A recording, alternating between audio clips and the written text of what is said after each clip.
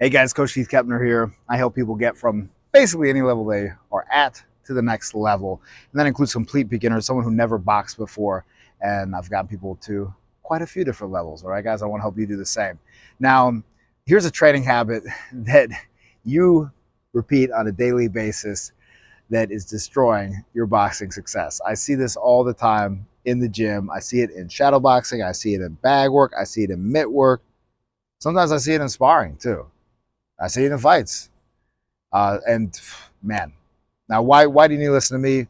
I coach a lineage of boxing coaching that originated from Chuck Bodak, who worked with over 50 world champions, and he was the Olympic coach for Muhammad Ali.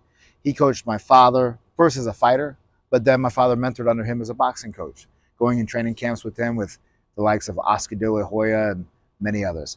And then my father coached me as a fighter first, and then I mentored under him as a coach as well. And I've had guys that I've built from complete nothing to amateur champion, as well as turned them pro and had them fight on national television as a professional fighter. I want to help you do the same thing, get to any level that you want to get to. That's why I put out these videos like this. Now, the biggest problem that I see, that's a training habit that I see you repeating daily, right? You right there in the gym, and it's destroying your boxing success, is you're not getting anywhere. What I mean, you're not getting anywhere with your punches. You're not moving with your punches. Now, to give you the devil advocate of this as well, there was a coach, I remember he was coaching like a university boxing thing, and he would teach everyone to step with every punch all the time. That's excessive. Because, like I would argue at the time, you get them in the corner, you get them on the ropes, you don't need to step with your punches, they're already there. You need to learn how to sit down on your punches, and you learn how to just stay there for a moment, let off a combo, not just like step, and smother yourself, right? Particularly if you're longer, but even if you're shorter. All right, so it's not all or nothing. Nothing in boxing is. If you think it's like that, well, guess what? Wake up call, it's not. Now, the first punch that we need to step with, you know what I'm going to say, the most important punch to step with is the most important punch, which is the jab. So often I see, and I have boxers that have this challenge. Even though they know this, this stuff creeps up. And so even if you do know this, don't feel embarrassed. This stuff creeps up. It's one thing to know, it's another thing to do. Not stepping with the jab. They'll step into range before they jab. The jab is your greatest punch to enter. Instead of stepping in with a big hook, which is potentially dangerous, step in with a jab, hardest punch to see. And as long as you're not overly predictable with how you deliver it, when you deliver it, how you set it up and things like that, and you mix in feints and jab different places, different speeds, different amount of jabs. If you want to watch a whole video talking about multi-jab strategy and how this all works together in the framework, I'm going to put a video down below if you haven't seen already called Multi-Jab Strategy, and it's a really beneficial video. It's helped out a lot of people already, and I take a deep dive into this stuff. Now, with that jab, we not only step with it, but we also step around with it. We step back with it. We make space with it. And you can, of course, not step with the jab and just stay put, but it's very important to be able to cover some distance and to do it with the safest punch and most effective punch, which is the jab. It can be utilized with a short person, tall person, medium-sized person. It can use you to create a simple slight angle on someone as you jab around and off to the side, and you can double and triple it up, right? Now, if you want to work with me one-on-one, I have a custom elite level program. All you got to do is click on the link below to Patreon page and join with that. It doesn't matter where you are in the world.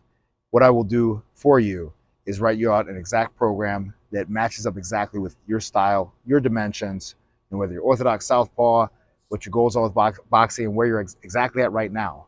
And then what you do is you film every single one of your workouts. I review, give you feedback so that therefore you can make incremental improvements, workout to workout, week after week, month after month, and get to the level that you want to get to, all right?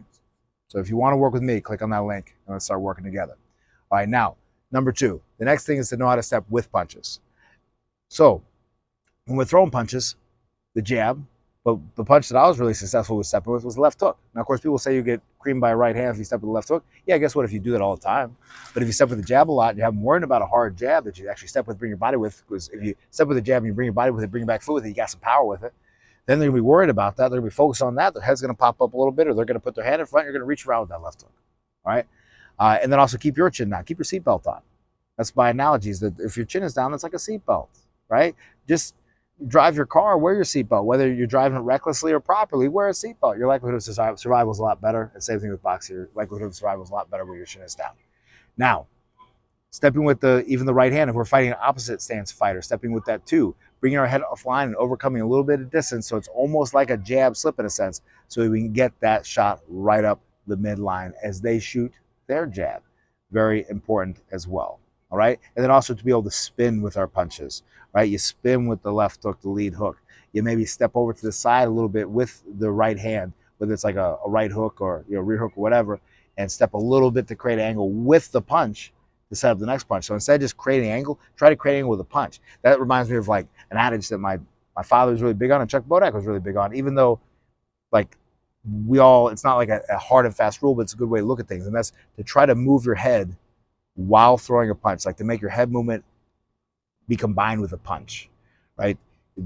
People can get extreme with teaching sometimes, but almost to have that idea of like, look, I'm going to move my head. If I'm going to move my head to avoid a punch, so I'm going to slip. I'm going to slip and throw a punch, or at the very least, slip and come back with a punch.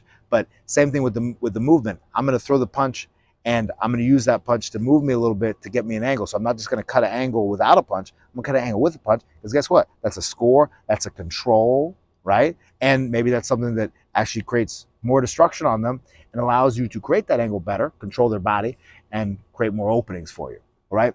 And then the last thing, and I see this all the time in the gym, people are on the back, people are shadowboxing. They'll do their punches, and when they're done with their punches, their combination, whatever, is one punch, they're just there, right? They don't move off with their last punch, or just move at the end without a punch, right? But let's move off at the end. Guess what the best punch to do that is with? The jab. Double jab off to the side, out and off to the side. Easy, to your lead side. Jab, jab, and as you step off the side, you slightly step backwards and off.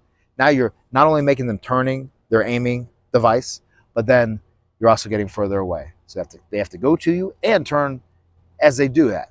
It's a challenge. And if they try to throw something, you might be offline for it. You probably are going to be offline for it, and far enough out that now you're not that open off the jab. So very, very, very important concept, guys. Now, with all this talk of movement, it's very important to know that the ring, there's a whole ring strategy behind it. There's so many nuances of how we can take that square, turn it into a circle, chop it up, turn it into a triangle, and do different things with it, and really understand the geography of every single inch of that ring. Because if you want to be a serious fighter, you need to know, whether in your body intuitively or know intellectually, every inch of that ring. It needs to be like your living room. That's how I describe it to my boxers. You need to be in that ring, and you are so used to that thing, you know every bit of it, and you're as relaxed in it as you are in your living room. You're not lackadaisical. Two different things. Lackadaisical means you're not engaged. You're engaged, but you're as loose and relaxed as you are when you sit there and you watch your favorite fighter on TV. Now, make sure you watch this video right here on ring strategy so that you can better understand every inch of that ring. Because let's say there's something in here that maybe you forgot. Maybe it's a big gap in your game. You need to click on it right now, and I'll see you over there. Now, if you enjoy this channel, make sure you go below, click the heart with the $sign, buy me a cup of coffee. Really helps, because here I am late at night after the gym's closed, making a video like this just for you. And with that, super thanks. If you don't mind, leave a comment. Let me know what your favorite part was, or if you have a question, happy to answer, guys. All right, I'll see you on this video right here, and I look forward to your comment.